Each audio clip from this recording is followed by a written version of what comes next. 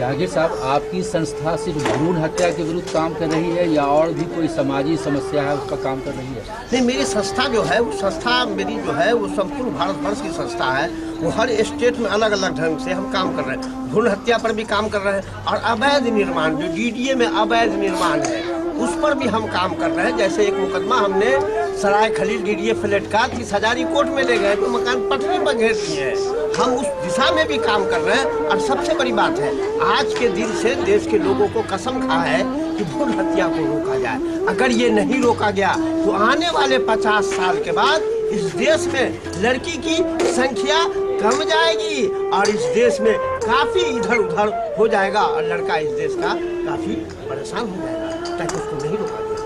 तो आपने कहा अवैध निर्माण भी काम कर रहे हैं उसके विरुद्ध और भ्रूण हत्या के विरुद्ध, तो किसी एक समस्या को लेकर चले हैं या दोनों समस्या एक साथ लेकर चल रहे हैं? परिस्थिति देश में जो है वो बहुत समस्या की है, इसीलिए हमने दो समस्या को पकड़ा है, ताकि दोनों समस्या है, इसीलिए दोनों पर हम काम कर रहे हैं। तो कितने केस आ चुके हैं भ्रूण हत्या के आपके? भ्रूण हत्या में एक सराय खलील में डॉल्फिन है, उस तो क्लियर है, रिपोर्ट है सरकार की कि उसमें ये चीज पाया गया, मेडिसिन पाया गया, उसके खिलाफ हमने मुकदमा कोर्ट में ले गए हैं। हेल्थ सिक्योरिटी पर भी मुकदमा किया है, एनसीटी पर भी मुकदमा किया है, मेडिकल काउंसिल पर भी किया है, स्टेट सेंटर पर भी किया है। अब हम 110 का मुकदमा भारत सरकार पर करने के लिए जा रहे हैं, जो ऑनलाइन रजिस्ट्रेशन देते हैं उस पर हम जा रहे हैं। दिल्ली में और भी कई जगह भ्रूण हत्या के सामने आए हैं, उन पर क्यों नहीं आप जा रहे हैं? हर दिशा पर हम जा रहे हैं, जहां हमको मालूम हो रहा है कि यहाँ हो रहा है उसको रोकने का पूरा प्रयास कर रहे हैं। हर तरफ हम काम कर रहे हैं। अवैध निर्माण जो लाल डोरा कॉलोनी है वहाँ भी अवैध निर्माण हो रहा है,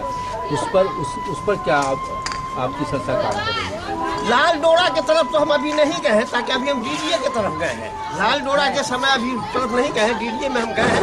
डीडीए के मकान के तहत हमने मुकदमा कोर्ट में ले लिया। किस किस क्षेत्र में आपको अवैध निर्माण की? अभी हम बल्ली महाराज विधानसभा की तरफ चले हैं। अब धीरे धीरे हम आगे भी बढ़ेंगे, एक एक करके पकड़ेंगे, ताकि हमारे पास धन तो है नहीं। जिसके पास धन है नहीं, हम लोग गरीब आदमी है, गरीब संस्था है, गरीब के नाम से, दलित के नाम से नहीं, गरीब आदमी हम लोग, जो हो सक रहा है कर रहे हैं। पहाड़गंज में भी अवैध निर्माण जोरों पर चल रहा है, इसके बारे में कोई सूचना है आपकी? नहीं, पहाड़गंज के बारे में जानकारी है, इस चीज की जानकारी है हमें कि पहाड़गंज में बहुत भारी संख्या में चल रहा है। मगर यहाँ समस्या पहाड़गंज एरिया में दो तरीके का है।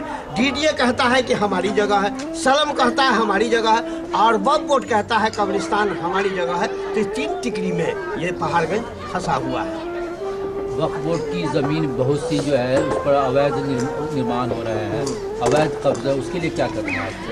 वक्फ बोर्ड एक्ट में वक्फ बोर्ड एक्ट जो है 1995 के एक्ट में ये क्लियर तरीके से लिखा हुआ है कि वक्फ बोर्ड की जायदाद पर कोई भी आदमी न खरीदेगा न बेचेगा, न उस पर कोई निर्माण करेगा। मगर बदकिस्मती से लंबा समय तक कांग्रेस का शासन रहा और शीला दीक्षित इस समय दिल्ली की मुख्यमंत्री थी, उन्होंने इस पर ज्यादातर वक्फ बोर्ड की जायदाद को इधर से उधर करने में उनका बहुत बड़ा योगदान। वक्फ जायदाद के ऊपर अवैध जो कब्जे हैं उसके लिए आपने वक्फ बोर्ड की जो मंत्रालय उससे संपर्क किया, आपने उससे सहयोग मिला? वक्फ बोर्ड के मंत्रालय में वो मुर्दा है, वक्फ बोर्ड जो है सिस्टम जो है वो बिल्कुल कमजोर है, एकदम धड़ा है, खड़ा है। अब हमने उस पर सोच रहे हैं कि हम मास्टर प्लान के एक्ट के तहत, वक्फ बोर्ड एक्ट के तहत एक कानूनी जानकार को हमने लगाया है कि उसको देखा जाए, छाना जाए, किस तरीके से वक्फ बोर्ड मजबूती के साथ खड़ा रहे। आपकी संस्था में कितने वो हैं काम करने वाले लोग? हमारे संस्था में तकरीबन 5,500 से एडवोकेट है, कानूनी सलाहकार पूरे देश में देने के लिए, और पदाधिकारी हमारे पास लगभग लाखों की संख्या में है जो काम कर रहे हैं और अपना खा के काम कर रहे हैं। ये नहीं कि संस्था की तरफ से कोई सरकारी मसले की तरफ से हमको रेट आया है, पैसा आया होगा, तो सब अपने काम अपना खा के अपनी मजदूरी से अपने पैसे से हर दिशा में काम कर रहे हैं। धन्यवाद।